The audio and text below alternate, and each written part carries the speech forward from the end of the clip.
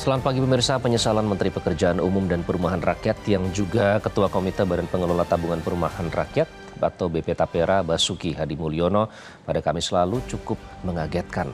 Di hadapan Komisi 5 DPR, ia mengaku menyesal rencana pemerintah memotong 3% dari gaji buruh untuk perumahan telah memantik kemarahan masyarakat.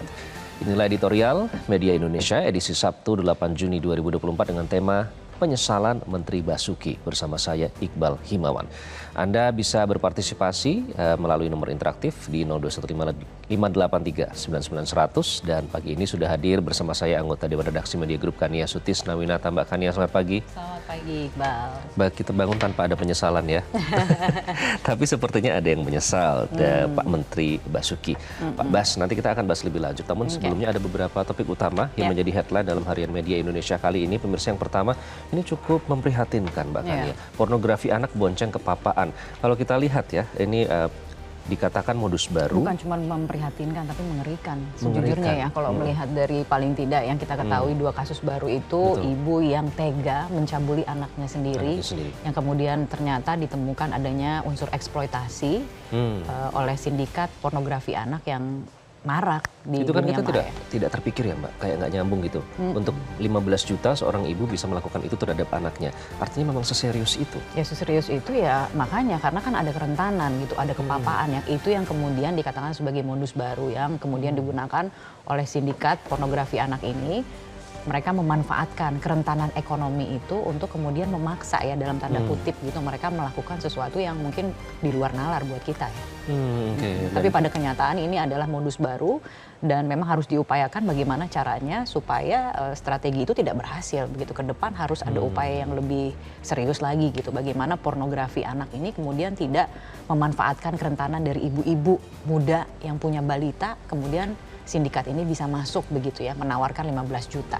Awal mulanya sih kalau pengakuan dari pelaku gitu ya, mengatakan bahwa awal mulanya itu kan mereka berkenalan, ditawari pekerjaan, ditawari upah, kemudian berlanjut, akhirnya ada ancaman juga tapi Mbak katanya, sempat berkirim foto, kemudian fotonya diedit, akhirnya itulah yang menjadi pintu masuk mereka mengancam agar mereka melakukan tindakan tapi awal tersebut. mulanya kan memang ibu-ibu ini ya begitu ya, mereka mengakunya mencari pekerjaan dan pada waktu itu ada kepentingan yang bersatu lah gitu ya, ada yang kemudian menawari pekerjaan dan uang, terus kemudian kan terjebak dalam situasi yang akhirnya membuat dia melakukan hal-hal yang akhirnya menjurus ke kriminal gitu ya, dan ini pornografi anak.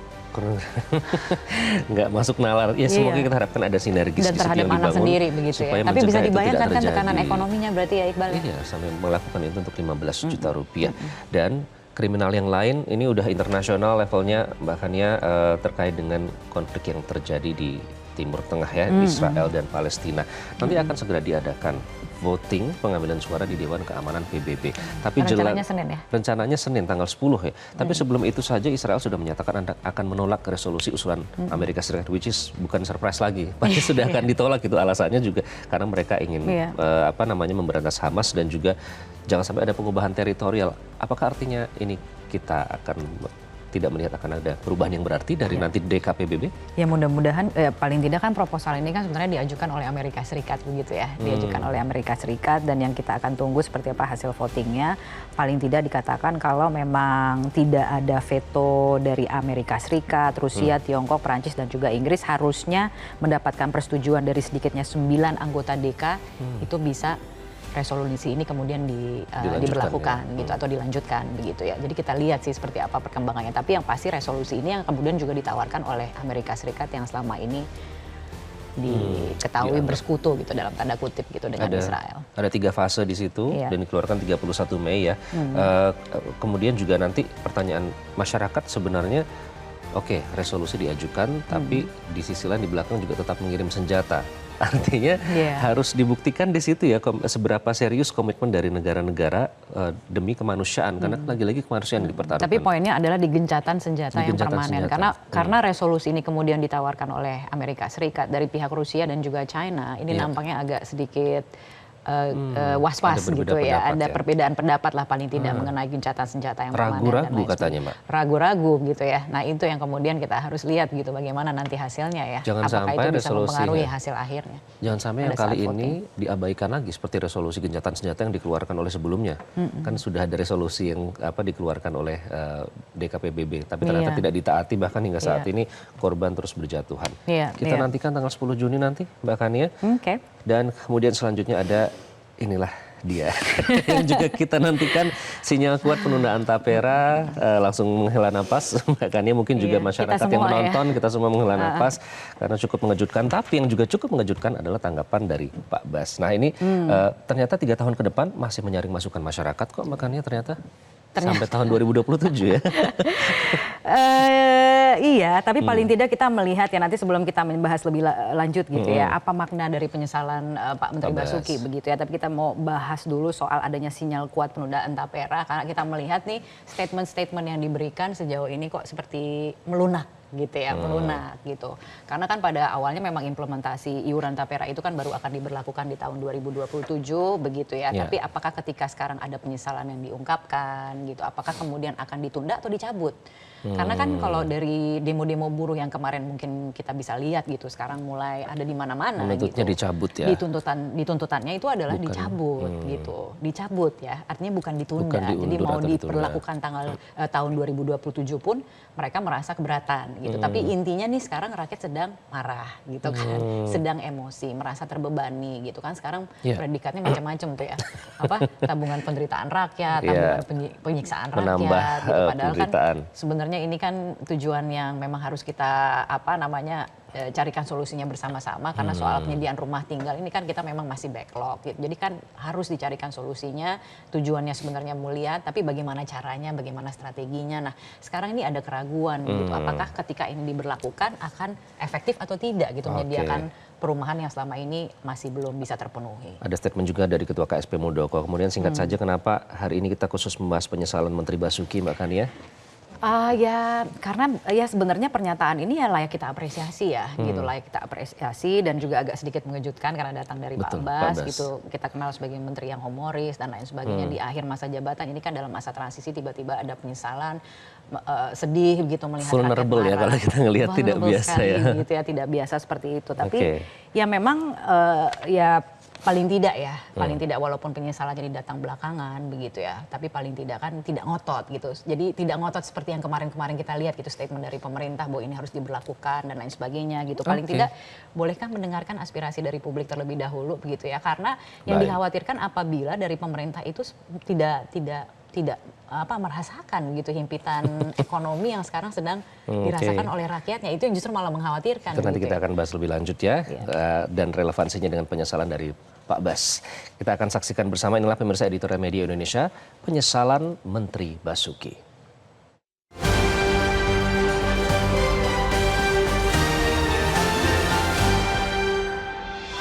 Penyesalan Menteri Basuki.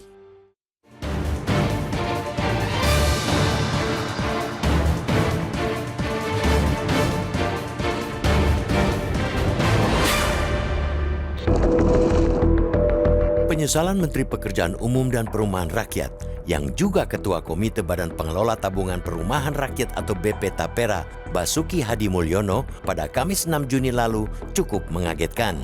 Di hadapan Komisi 5 DPR, ia mengaku menyesal rencana pemerintah memotong 3% dari gaji buruh untuk perumahan telah memantik kemarahan masyarakat. Ia tak menyangka rencana baik pemerintah menyediakan perumahan bagi masyarakat, utamanya masyarakat berpenghasilan rendah, malah menyulut kemarahan. Bukan pujian, ia pun sepakat penyunatan gaji buruh itu ditunda. Penyesalan itu jelas mengagetkan karena keluar dari seorang Basuki Hadi Mulyono, menteri yang hampir 10 tahun ini dikenal sebagai sosok yang kocak dan humoris. Di penghujung masa jabatannya, melontarkan kalimat penyesalan bernuansa kesedihan. Ditambah lagi, ia adalah pembantu presiden, salah satu organ penting dari pemerintahan.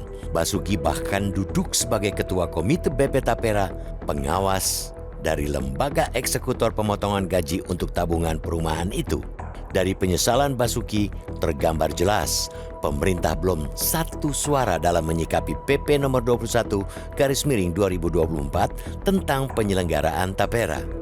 Masih ada menteri yang ragu atas penerapan aturan pemangkas upah buruh tersebut. Sikap itu menjadi secuil contoh betapa sembrononya pemerintah membuat aturan. Jika ditarik lebih jauh, PP yang terbit pada 20 Mei 2024 itu jelas melalui kajian yang matang. Pelaku usaha dan buruh yang menjadi objek penarikan iuran itu bahkan tak pernah diajak berdiskusi sebelumnya.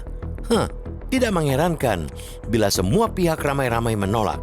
Meskipun penarikan iuran itu baru akan dilakukan mulai 2027, masyarakat sudah kadung marah. Belum hilang kesal atas tekanan ekonomi akibat naiknya harga-harga. Sejak awal tahun, masyarakat kembali dibuat kesal dengan rencana kehadiran aturan pemotongan upah buat perumahan. Belum lagi kenaikan upah buruh yang kalah cepat ketimbang lesatan inflasi. Pemerintah semestinya punya empati. Pemerintah harus berhati-hati dalam mengelola emosi masyarakat. Rakyat yang masih didominasi kelompok menengah ke bawah tak boleh terus dijejali oleh kebijakan yang mengimpit hidup. Masyarakat yang penghasilan mereka sudah minim tak selayaknya dibebani lagi dengan beragam potongan yang membuat penghasilan mereka kian cekak. Ada baiknya pemerintah memulai dari awal lagi dalam merencanakan perumahan untuk rakyat itu. Backlog kepemilikan rumah yang mencapai 9,9 juta jelas menjadi tugas pemerintah untuk menyelesaikannya, bahkan tugas prioritas. Artinya, masih ada 9,9 juta kepala keluarga yang berstatus nomaden alias pindah-pindah tempat tinggal kontrakan. Namun, penyelesaian masalah dengan menarik iuran tapera dari pekerja jelas sebuah langkah instan yang justru berpotensi menciptakan masalah baru. Kebijakan mau ambil jalan gampang dan tak mau capek berpikir untuk menyelesaikan pemenuhan rumah bagi seluruh masyarakat secara komprehensif seperti itu sudah selayaknya ditinggalkan. Aturan tentang iuran perumahan tersebut akhirnya berakhir jadi bahan olok-olok masyarakat. Kecurigaan pun jadi berseliweran di sana-sini. Salah satunya tudingan iuran itu untuk mengongkosi program makan siang gratis pemerintahan baru. Sebuah tudingan tak berdasar, tentunya sama tidak berdasarnya dengan ide menarik iuran itu. APBN memang sudah tidak longgar, akan tetapi untuk melonggarkannya tak bisa langsung dipungut dengan cara membuat kaum menengah ke bawah sesak napas. Pemerintah harus menyadari ekonomi masyarakat belum sepenuhnya pulih. Dunia usaha pun masih megap-megap karena tekanan ekonomi belum juga hilang. Ada baiknya pemerintah mundur selangkah dengan mengevaluasi kembali pemberlakuan kebijakan itu. Duduk dulu satu meja dengan pelaku usaha dan buruh guna mencari solusi bersama. Penyesalan Basuki mungkin datang agak terlambat, tapi itu masih lebih baik ketimbang pemerintah ngotot dan tak mau mendengar jeritan publik.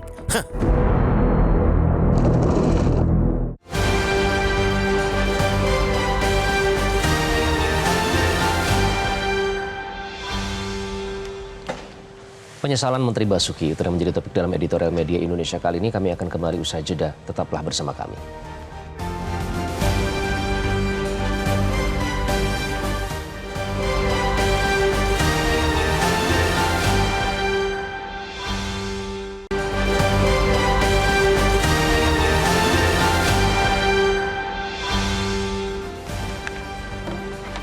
Anda kembali di editorial media Indonesia, pemirsa, untuk membahas topik kita pada pagi hari ini terkait dengan polemik tapera dan statement dari Menteri Basuki. Kita langsung bergabung dengan pengamat kebijakan publik Agus Pambagio. Pak Agus, selamat pagi. Selamat pagi. Pak Agus, saya ingin minta pendapat Anda bagaimana menurut Anda penunjukan Pak Bas sebagai Ketua Komite yang mengurus tapera? Ya, itu sudah otomatis akan begitu karena semua anggaran itu kan ada di Kementerian Teknis dan Keuangan. Ya kan, ini sebetulnya yang mengelola kan juga Kementerian Keuangan. Pak Basuki karena urusannya Menteri Perumahan itu saja. Oke, kemudian kalau kita melihat pernyataannya Pak Bas yang kemarin seolah-olah ada penyesalan di situ karena melihat kemarahan dari masyarakat. Ini artinya pemerintah tidak satu suara, Pak Agus? Bukan tidak satu suara, pemerintah dalam khususnya Presiden Jokowi ini kan maunya cepat. Apalagi ini sudah terakhir di masa, kalau bisa yang bagus-bagus dikeluarin. Tetapi lupa untuk menerbitkan sebuah mau revisi atau membuat, itu harus konsultasi publik dilakukan. Itu yang jarang dilakukan oleh pemerintah. Karena di situ meskipun tidak akan dapat satu kata sepakat, tetapi semua orang sudah terinfo. Sehingga itu akan jadi masukan yang benar. Nah sekarang kan ngeprank aja Presiden, sementara tidak bisa dijalankan PP itu. Karena apa? Karena peraturan pemerintah, peraturan menterinya belum ada atau peraturan kepala badan. Jadi orang semua sekarang mengira-ngira, menganalisa sendiri. Yang itu harusnya dilakukan ketika melakukan konsultasi publik. Oke, jadi menurut Anda kalau melihat kebijakannya saat ini dengan berbagai pro dan kontra di sekitarnya, apakah komunikasi dengan publik ini, diskusi dengan publik ini tidak dilakukan dengan baik, Pak Agus? Nggak ada. Biasanya Bahkan saya juga diundang ketika bahas. Ini nggak ada. Saya belum mendengar dari kawan-kawan buruh yang saya tanya, serikatnya, dari teman-teman instansi, baik BUMN dan seterusnya, nggak ada. Oke, termasuk dari kalangan pengusaha, Pak? Iya, kalau nanti harus berurun 0,5% kan. Ya tentu semua orang kalau suruh ngeluarin duit nggak mau lah protes. Tapi paling tidak kan didengar. Lalu dicarilah cara-cara yang baik. Karena sambil mengevaluasi yang tahun 2020 itu gagalnya kenapa. Itu kan harus dijelaskan oleh pemerintah. Kenapa gagal? Nah lalu mengubahnya diapakan. Nah itu minta dengar semua orang. Nah ini sepertinya dibalik, jadi dilempar aja Presiden lalu masyarakat bingung, nah baru mulai ditata lagi. Tapi kan itu menghebohkan publik dan itu tidak baik untuk citra sebuah negara, pemerintahan negara gitu. Baik, Pak Agus, Anda sebagai yang selalu menganalisa kebijakan publik, menurut Anda ini harus dilanjutkan atau dicabut atau direvisi atau seperti apa? Nah, mengambil keputusan itu apa dasarnya? Tadi saya katakan, kenapa mau ditunda, kenapa mau dicabut, kenapa mau direvisi. Sampaikan dulu, diskusikan dengan masyarakat. Kan ini terpaksa saya cabut. Sudah, kalau cabut tegas. Tapi kalau ditunda, tunda sampai kapan? Nah, apa evaluasi pemerintah terhadap peraturan sebelumnya, sebelum direvisi? Kenapa dirubah? Tadinya kan Baper Tarum itu kan untuk PNS, kenapa jadi semuanya? Sementara pengelolaan dana masyarakat di instansi pemerintah tidak ada yang benar.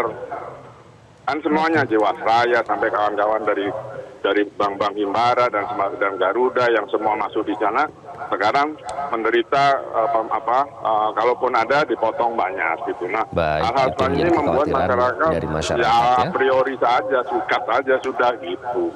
Baik, Pak Agus terima kasih sudah bergabung dengan Editorial Media Indonesia. Itu Pak Agus Pambagio, pakar kebijakan publik. Mbak Kani, nanti kita akan bahas lebih lanjut, namun kita harus jeda terlebih dahulu. Tetaplah bersama kami di Editorial Media Indonesia.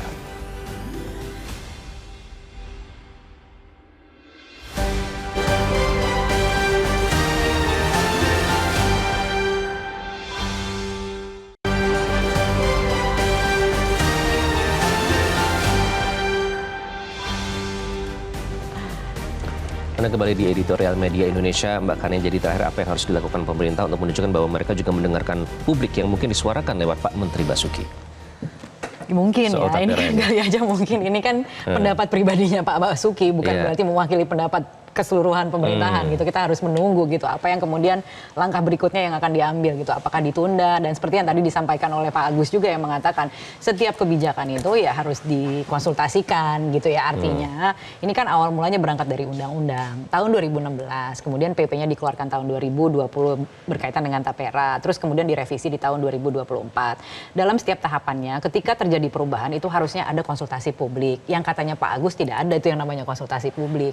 Karena Presiden kita yang sekarang itu biasanya mau cepat, tapi kadang-kadang mungkin peraturannya belum memadai dan lain sebagainya, begitu ya.